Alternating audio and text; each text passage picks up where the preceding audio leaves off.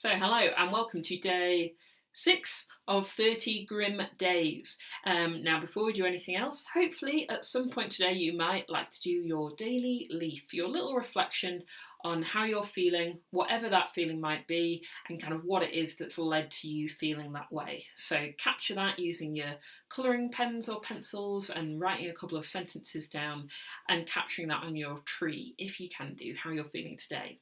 But our main activity, as you may have anticipated, is finishing off our 3-panel comic strip about our personified object that has been somehow important to us during lockdown. So to recap, panel 1 was the setup of our plot, our joke, our strip. The second panel was the conflict, things getting complicated somehow. The third panel then is our resolution. How do things wrap up? How do things resolve? Now there could be a kind of happy, neat ending, but they don't have to be. They could be sad, they could be funny, they could be weird, they could be kind of ambiguous. But in the third panel, that's when we kind of wrap things up, end things. So how are you going to end this story about this object that you are creating? Now, first of all, I will show you mine. So here she is in all her glory, Margot. So as we can see, she had a setup, hearing a strange sound. She had a conflict, oh, she's getting scratched, but then her resolution is the cat is now sleeping soundly on top of her. And Margot is saying, well, I suppose some company is quite nice. So grumpy old Margot actually is quite enjoying a little bit of company from the cat. So that's how I've resolved my comic strip.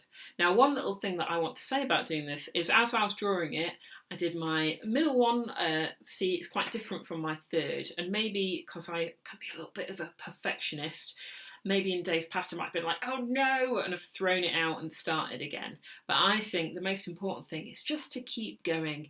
And these things that to you might seem like a mistake or an error, actually to someone else, they don't see them like that. They might think of them as really cool, really endearing, really interesting. And often it's those like mistakes that can be the best and most personal and most interesting bit of what you've done. So if you're not sure about your drawing, don't worry. Don't worry about being good, just go for it and give it a go. So that is your challenge for today, to finish up your 3-panel comic strip.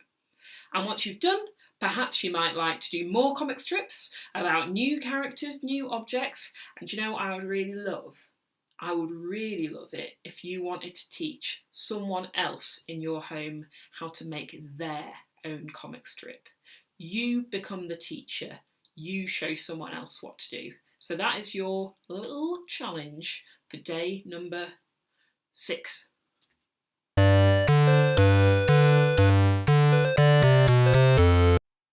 Hello, welcome to your next challenge, and today we are thinking all about platform video games.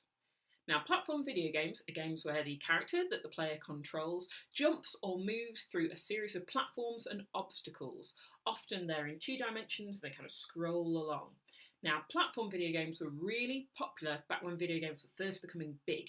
So in the 80s and 90s, you had hits like Sonic the Hedgehog or Mario or Donkey Kong.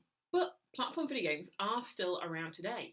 There's been indie hits like Super Meat Boy or Braid, and there's things that I know you play like Geodash as well. So our task for today is that you are going to turn your home, your house, into a level in a platform video game. So we're going to need to do some drawing and some diagramming. So the way that you're going to do this is to draw your house in a cross section.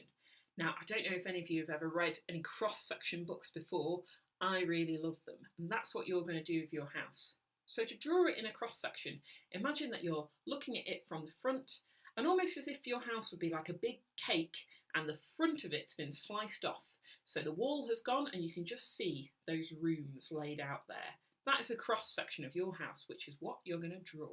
But you're not just going to draw it, you're going to diagram it and make it come to life like it's a platform video game. So what are the hazards and the things you've got to look out for? What are the resources that you need to gather and collect? What are the cool things to discover in your platform video game of your house? If you were a character running around in your house as if it were a video game, what would be your end goal? What would be the thing that you want to get? So grab stuff to colour with, to paint with, to design with. You could even do it on your computer if you're technological, but create a drawing diagram of your house as a level in a platform video game.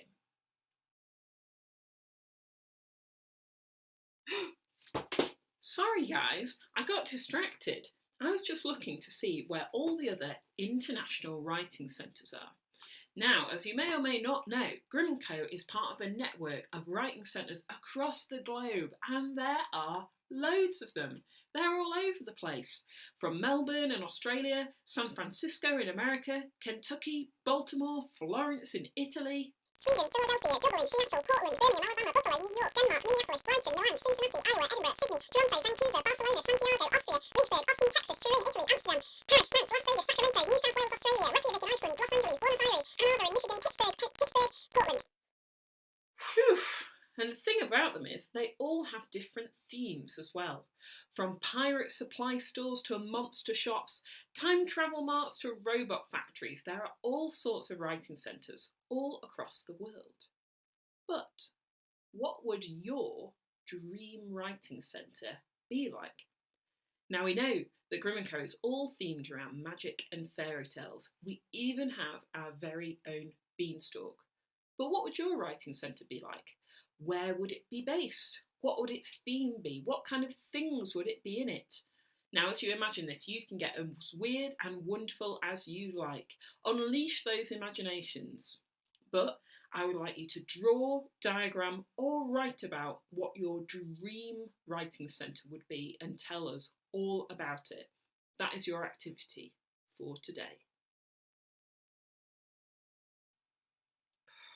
Guys, I know a whole day has passed, but I just can't stop looking at this atlas and thinking about the experiences of people from around the world.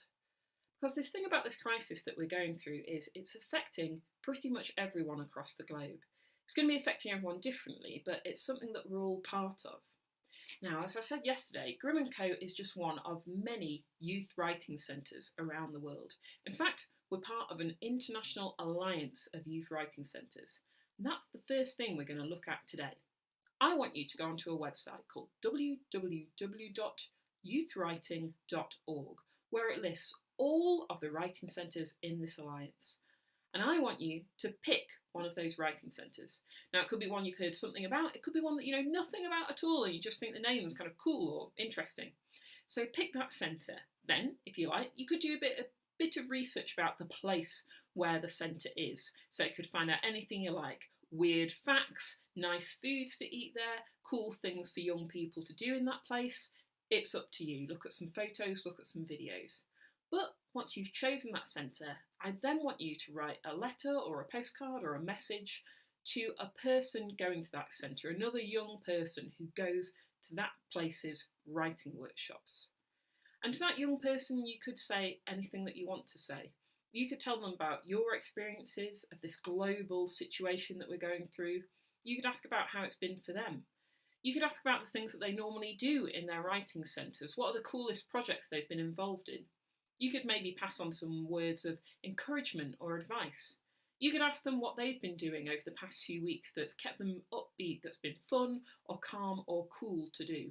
You could send whatever message you like, and you could illustrate or paint or decorate or use stickers to really bring your letter to life if you're handwriting it rather than typing it. But create your letter, your message, your postcard, and then send it to us. And then we, in return, will send it on to that other writing centre. And who knows, we might even get a reply from all the way across the globe to you. That's your task. Another day, another challenge. And today's challenge is going to take us all the way to Japan. But not quite yet, because first of all, we're just kind of a quick recap of what a syllable is. Now, all words are made up of syllables. They're the units of sound that make up words. So, for example, grim is one syllable. Sarah is two syllables. Emotion is three syllables. Supercalifragilistic expialidocious is 14. So they're the sound chunks that words are made up of. Okay, now it's time for our trip to Japan. So, Japan is famous for an ancient form of poetry called a haiku. Haikus date back to at least the 9th century. They don't rhyme, and they're made up of just 3 lines, so they're very, very short poems. Now, the first line has 5 syllables, the second line has 7 syllables, and the third line has 5 syllables again. 5, 7, 5. They always follow that format, they always have that strict number of syllables. So, what I would love you to do for today's task is to write your own haiku or series of haikus about your day. Or if it's very early in the day, maybe about the last few days, about what you've been up to. So haikus that explain and describe your experiences, what you've been doing, how you've been feeling, what you've been thinking. Now, as a little example of this 5, 7, 5 poetry form that doesn't rhyme, I've done my own. So my days do feature my cat quite heavily. You might pick this up by now. So here's my haiku about my cat. Smudge sleeps all day long. Occasionally she scritches. Then she naps again. 575 haiku about my cat, Smudge. So now it's your turn to do your own haiku or haikus about your day. Can't wait to see them.